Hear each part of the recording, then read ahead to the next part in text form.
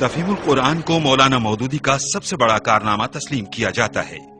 یہ 7 جون 1972 کو مکمل ہوئی۔ اس کی تکمیل میں تقریباً 30 سال 4 ماہ صرف ہوئے۔ قرآن مجید دنیا میں سب سے زیادہ پڑھی جانے والی کتاب اور تفہیم القرآن سب سے زیادہ پڑھی جانے والی تفسیر ہے۔ یہ تفہیم القرآن یوں سمجھیے کہ جو مولانا کا نقطہ نظر تھا اور جس پر انہوں نے تحریک چلائی، اسی کو تفہیم القرآن کے ذریعے سے بھی انہوں نے گویا کہ محکم بنایا اور مدلل بنایا، قرآن حکیم کے ساتھ اس کا رشتہ جوڑا ہے۔ اور آج کے جدید تعلیم یافتہ نوجوان کے لیے وہی واحد ذریعہ بن سکتی تھی کہ قرآن مجید کے فہم کو حاصل کر سکے۔ تفہیم القرآن یقیناً ایک ایسی کتاب ہے کہ جس نے اردو جیسی زبان میں، جو اس زمانے میں جب یہ لکھی گئی اور بھی کم آیا تھی، بہت ساری جدید وکیبلری ہمارے یہاں نہیں آئی تھی، مگر اس کے باوجود اس کتاب نے اسلام کو جتنا آسان اور جتنا واضح اور جتنا کلوزر ٹو لائف پریکٹیکل مذہب بنا کر دکھانے کی کوشش کی ہے، غالباً میری نظر سے کوئی اور تفہیم ایسی نہیں۔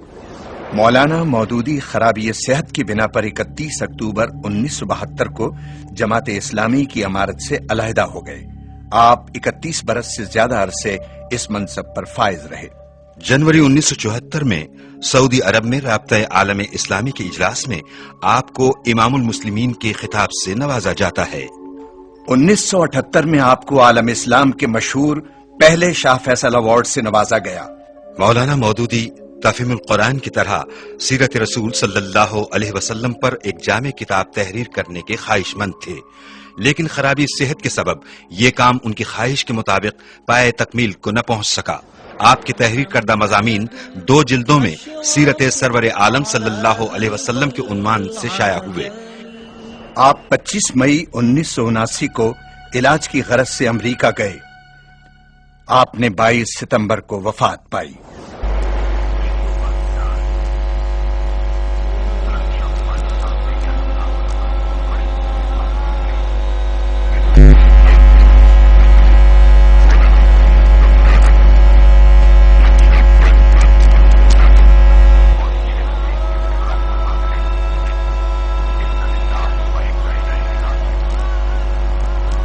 اگلے روز آپ کو اچرا لاہور میں واقع گھر کے لان میں عین اسی جگہ سپرد خاک کیا جاتا ہے جہاں آپ کی وہ شہرہ آفاق عصری مجالس منعقد ہوتی تھیں، جس میں بلا روک ٹوک ہر خاص و عام شریک ہو کر ہر قسم کے سوالات کا تسلی بخش جواب پاتا تھا۔